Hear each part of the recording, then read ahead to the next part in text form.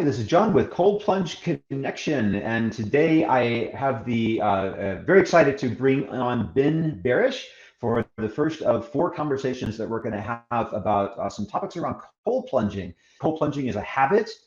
There's the aesthetics of cold plunging, the cold plunge as self-care, and then cold plunge as a sensory experience, which sounds very fascinating to me. And actually, I'm eager to jump into that one. Today, I think we're going to talk about building a cold plunge habit, and I'd like to just say hello and thanks for having this conversation with me, and then also to say that Ben is supporting cold plunging in a really cool way that I haven't seen before. He's actually offering banners and things that you can do to improve your space to make it feel better. And so I want to go ahead and mention his website, which is coldplungegear.com. We'll talk a little bit more about that at the end of the conversation. But before we jump in to this first conversation about making cold plunging a habit, Ben, tell us a little bit about your journey with cold plunging. How did you get into this whole thing, and what is inspiring you to do what it is that you do? Sure. John, thanks for having me to be a part of these conversations. I'm really passionate about cold plunging, and I've been following you and your Facebook group for a number of years. So this is just a treat to be here. I got into cold plunging around the start of the pandemic. My brother-in-law had been doing it for a few years, and he had a chest freezer set up. Full disclosure, I'm originally from Canada, and I now live in Oklahoma. And one of the big reasons I left Canada was I did not like the cold. So this is kind of the huge irony that now I'm very into cold plunging. But so it was around the beginning of the pandemic that I took my first cold plunge, and it was difficult.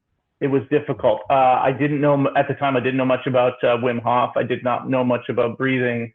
This was just I just saw this as a challenge, and I wanted to see if I could do it. And after I did it, I started getting into the science behind it and learning a little bit more about the biological response, and then started getting into Wim Hof, and went deep into breath work, and connected with a local Wim Hof instructor here in Oklahoma, and just found a wonderful community of passionate people who are really seeing some life change out of this cold plunging practice. And so that's where it all began. I've had several different home cold plunging setups of various complexity, and I'm just a real advocate for the practice. I talk about it with everybody that I meet. I'm one of those guys that's just bubbling over with enthusiasm for cold plunging. So I'm happy to be here, and I'm happy to be having these conversations with you. That's awesome. And so, Ben, what have you noticed just for yourself personally? Like you said, that first cold plunge was hard, but what are the benefits? What kept you coming back, and what have you noticed change since you've started? One of the biggest things that I always talk about is the resilience of the human body, and of course the power of our minds over our physiology. Every time I get into the cold water, and I'm a witness to my body adapting to this extreme, it really gives me this psychological boost that basically says anything's possible. I'm doing this incredibly difficult thing, and not only that, my family's witnessing me doing this incredibly difficult thing on a regular basis. And I emerge, everything euphoric and kind of revived and rejuvenated, and that idea that we are capable of so much more than we think is it just resonates with me in my soul. And I really think that cold plunging, for all of its physiological benefits, it's just a metaphor, that we can go through these difficult things and emerge stronger on the other side. I just think it's just an inspirational message. It's an inspirational experience, and I'm just such a enthusiast. I'm so inspired, not only by my own practice, but when I see the millions of people doing it all over the world. Right. Yeah. I think the world can use inspiration right now. I think that's something that's really important for all of us. And I've talked about this before. The original mission of my business was like to make cold water accessible. But what's really underneath that is the benefits that people are seeing from cold plunging, whether it's to be more challenged or there are with facing challenges in life, to do the hard thing, to build the resiliency. There's like kind of that mental edge, but there's also the health aspect with mental health, physical health. People are overcoming all kinds of things, and cold plunging is a piece of that puzzle. And I think it kind of ultimately gets down to there's this piece about vagus nerve stimulation. Like when we've got a well-regulated nervous system, we're just better humans. And when we can all start being better humans together, I think we can all start working towards what we all have in common, rather than all the divisiveness that's been happening in the world. Absolutely. Absolutely. So, And just one more thing, and we can get into our topics. There is a humbling aspect of it. Whether it's at home or whether it's out in the lake, I do feel a humbling experience when I do get in that cold water, and you just recognize I'm just one human being. I'm just one human soul in the midst of this wide creation, right? And the mass of humanity, and it's really grounding and humbling to think about my body versus these elements and my survival in the midst of this adversity, and in the midst of this beautiful planet that we have. It really is a humbling notion. And I love that, because we are human, we are finite, and it's just a reminder that every day is a gift. yeah. And that we can embrace life fully every day, because we don't know how long we have, and every moment is just this wonderful blessing. hmm You made me think of, I really appreciate you saying that. I was at a friend's birthday party this past weekend, and I met a guy who's a mathematician. Mm-hmm. And he was basically saying every person is a thermal miracle.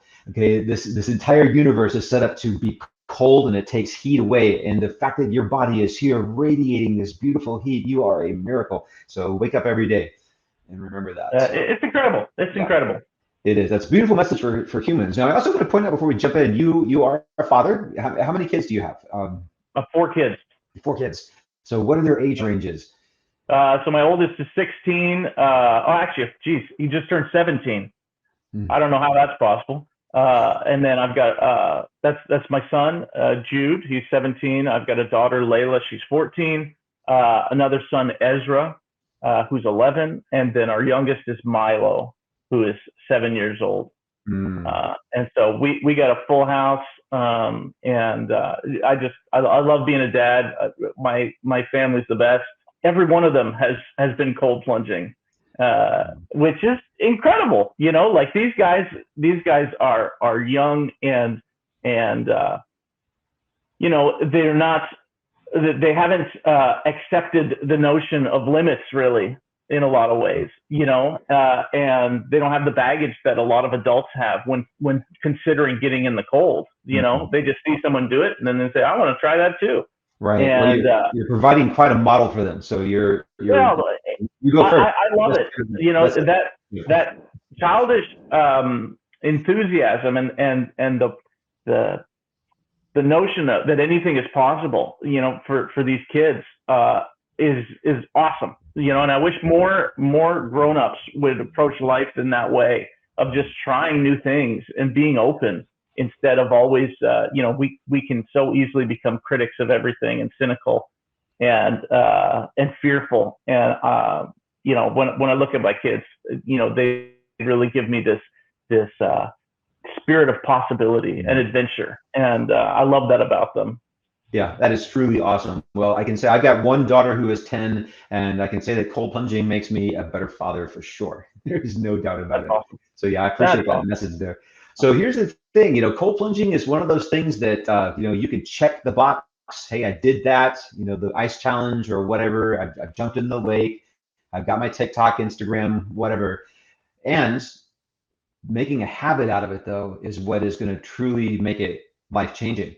So, so I'd love to kind of jump into our topic here about making cold plunging a habit. And you've got a few things that you wanted to share with me about that. So why don't we just kind of go down the little list of things that you sent me, and we can kind of address these points. So if you are somebody who has an inkling that cold plunging might be your thing, making it a habit is really what's going to make the biggest difference. You can't just do this one time and expect your life to change. I mean, it can, right? And the greatest benefit is going to happen from that consistent practice, much like really most other things, right? So you wouldn't go to the gym one time or say, hey, I'm going to do breath work one time, or I'm going to eat healthy one time. That habit is what compounds the interest, the benefits. So yeah, absolutely. So what are your thoughts about creating a habit? I guess the first thing is just the obstacle to having it be a habit, right? Yeah. Well, and I wanted to say, so many things in our lives, like all of us can point to things where we get fixated on one thing in a moment, and then life happens, and we find that thing just kind of sits in the corner or ends up in the garage or in the attic, and we forget about it. And I think cold plunging, I think, is brand new to so many people. And I think there's many people who would say, well, you know what, whether they say it or whether this ends up being true for them, this becomes a fad, something that has a moment and then goes away. And I think it makes for great TikToks and it makes for great Instagram posts, because it's exciting. It's so radical, this idea of getting in cold water and doing something that is scary and maybe even a little dangerous. Like you said, the strength comes from this continual habit, where we're constantly, raising our hormetic stress levels, and conditioning our body to thrive in these harsh conditions. And real quick, just for people who might not be familiar with that term, tell us what hormetic stress is for somebody who might be brand new listening. So it's been just explained to me as dose-dependent stress. So this is stress that you're inflicting on yourself. And your body processes this different than unexpected stress or an emergency life-threatening situation, because you are inserting yourself into this situation as opposed to it being put upon you against your will. And so there's some safety in that, in the fact that you're able to take yourself out of that situation whenever you want, whenever your body gives you the signal, or whenever you've had enough.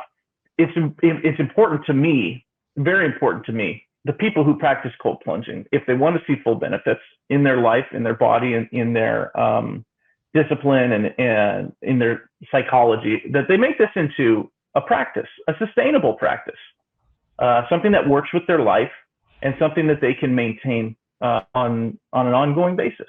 I'm just going to mention some of these points because these points work for any habit, but when we apply them to cold plunges and cold plunging, they take on some specifics. So first thing I would like to say is it's important to remove any obstacles that are in your way. It could be time of day, like you're busy, you're working, or you have kids at home, or there's any number of excuses why people can't hop in the cold water. Maybe it's you don't have access to a cold plunge and your shower's not cold enough. You can make any excuse you want, but if you're going to have a sustained habit, you've got to remove those obstacles or get to a place where cold plunging or your access to cold water is easier. And I think you do a great job with your Facebook group on giving people options at all budget levels, right, to access cold water. Yeah, it's really beautiful, because this is not about having a $10,000 off the shelf cold plunge at all. I think those are great and those are easy and those are convenient and beautiful, but it's not available to everybody. Right. It's just not.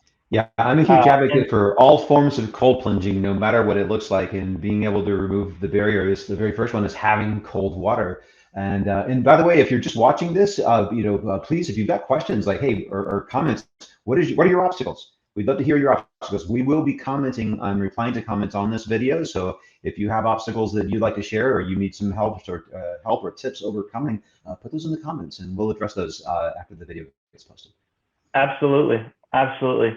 So that's number one. Remove these obstacles. Make a clear, easy on ramp so that you can do this. Maybe it's the same time every day.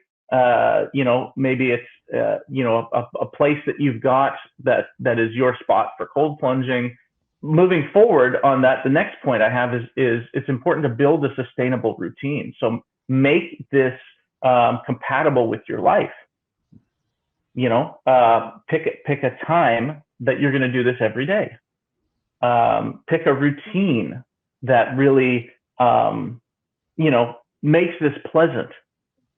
Whatever that means. It could be the clothes that you wear getting into the cold plunge, and it could be something that happens after the cold plunge. It could be music that you put on, or some people like to listen to podcasts or audiobooks.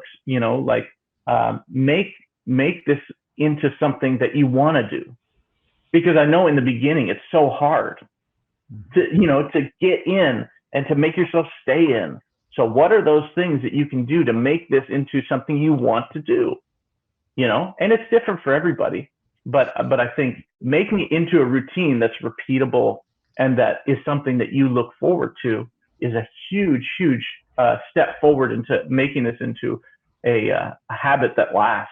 Yeah, absolutely. And I do want to address one point about this too, is that I've seen, and this is kind of falls under the umbrella of bio-individuality. I have seen people, or I've watched people in my local community who have pushed themselves too cold, too soon, too long, and they have been traumatized from the cold water. Yep. And they're like, no, I'm never going to do that again.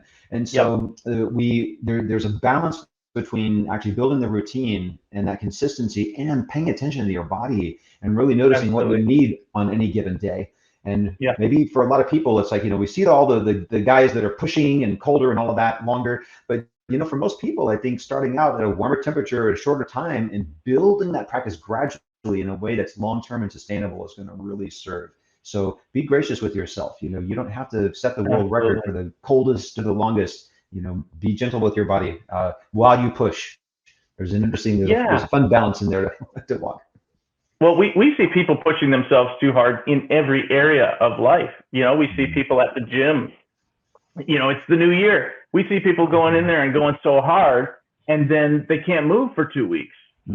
Because this was not sustainable. They didn't take it in bite-sized morsels. Or diets. You see people just go crazy, on some fad diet, and it flames out because it's not sustainable or pleasant, I would imagine. Right. And so you're right. We need to be kind to ourselves. We need to do something that is attainable, and set small goals and build on those small goals, because this is not a competition. This is a lifestyle. This is just a healthy practice, just like exercise, just like eating right, just like getting good sleep. And there's no competition to it, and there's no medals to it. This is all about living our best life and our healthiest life, and we just got to take it one day at a time. Yeah, I love that quote from Mary Oliver. I think it's Mary Oliver who said something like, "What are you going to do with your one wild and precious life?" Yes, exactly right. And that's the question. I mean, people can look at cold plunges and say, like, "Oh man, you guys are sadists. This is just torture." But it's all about our attitude. If we accept it for the gift that it is, and all the benefits it's bringing to our body, then our mindset changes, and this is not torture. This can be a very serene and peaceful and incredibly enriching experience. It's all about our mindset. Absolutely. And as a native Austinite, I can say we've got this natural spring here in Austin that's called Barton Springs. And as a native, as a kid, all the way through high school, up until my entire life, when I met Wim Hof in 2014, I hated cold water. I hated Barton Springs. I mean, I would avoid that with a passion. And when somebody suggested that I sign up and pay money to go see this guy who was going to stick me in a barrel of ice water on purpose. I was like, I'm not gonna, why would I pay money to do it? And the resistance was so strong though that it caught my attention. Yeah. And I'm really grateful that I did, because it's been life-changing in so many ways. That's awesome.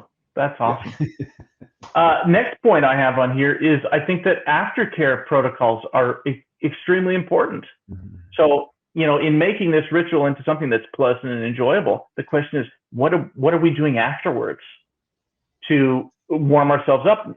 Certainly our bodies are capable of warming themselves up, but there's all kinds of ways that we can make this into a really pleasant and enjoyable experience.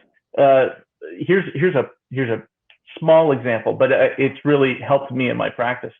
So for about a year, when I started cold plunging, I was cold plunging at my brother-in-law's house, and he was so excited about the practice.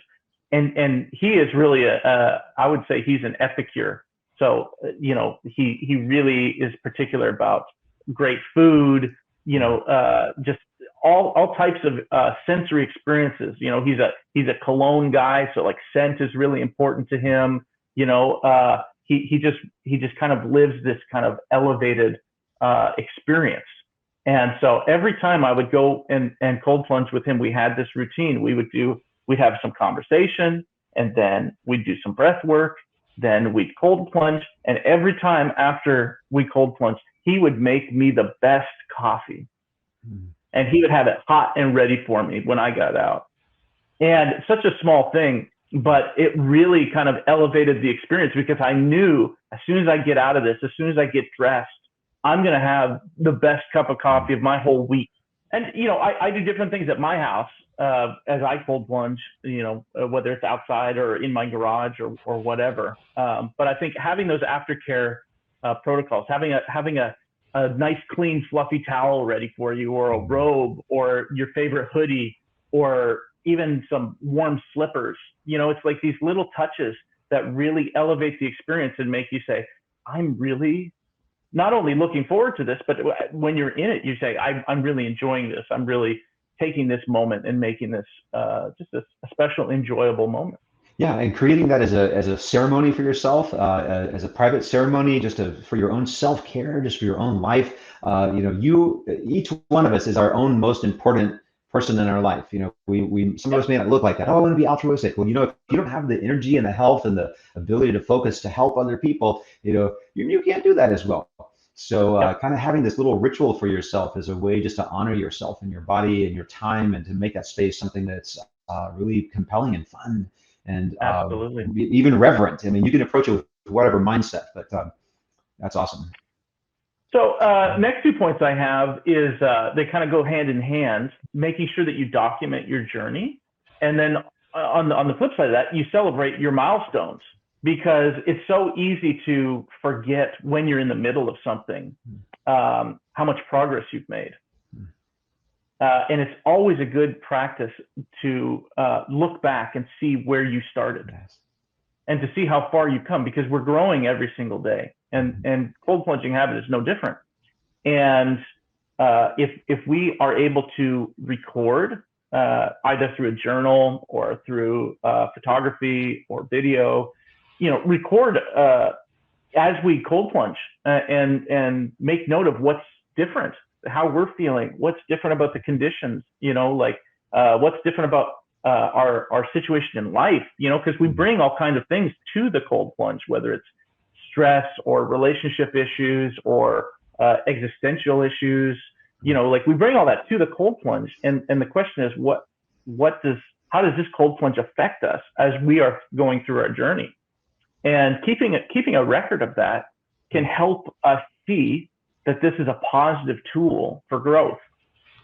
Without that journey and without that record, I think we can lose sight of the fact that every time we step into the cold, we are growing a little bit. It's like in Hawaii, how those volcanoes they're literally making new land. As they pour into the ocean, that magma hardens, and they're literally expanding the land that's there. I think the same thing happens when we cold plunge. We're growing bit by bit every day, and we can't appreciate it,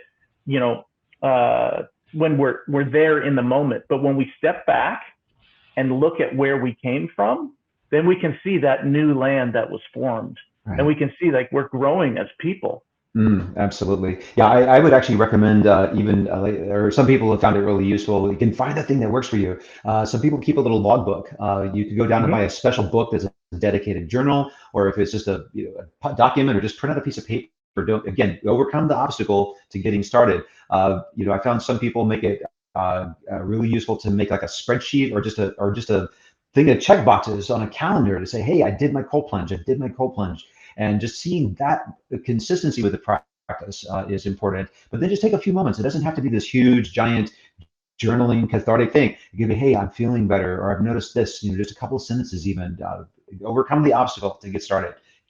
Start simple. Absolutely. If you can, if that helps. Yeah.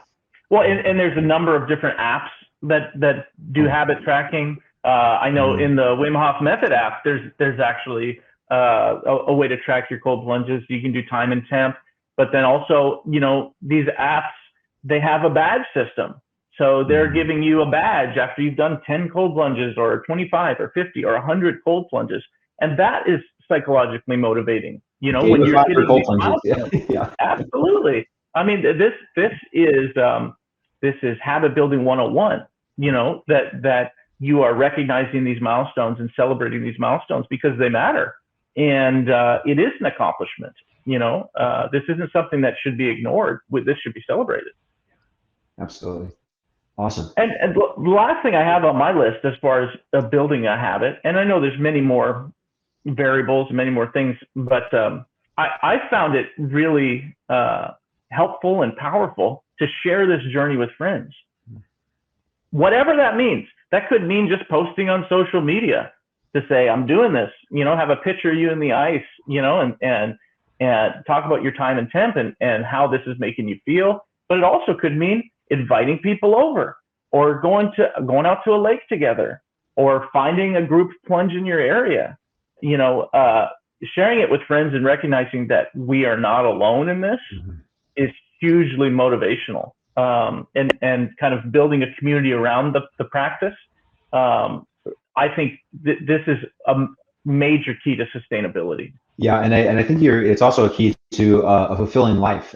There's been some research that's come out recently or within the last period of time about all these different metrics for like how are people feeling at the end of their life, and social interaction is one of the key contributors to morbidity, mortality, all of these variables.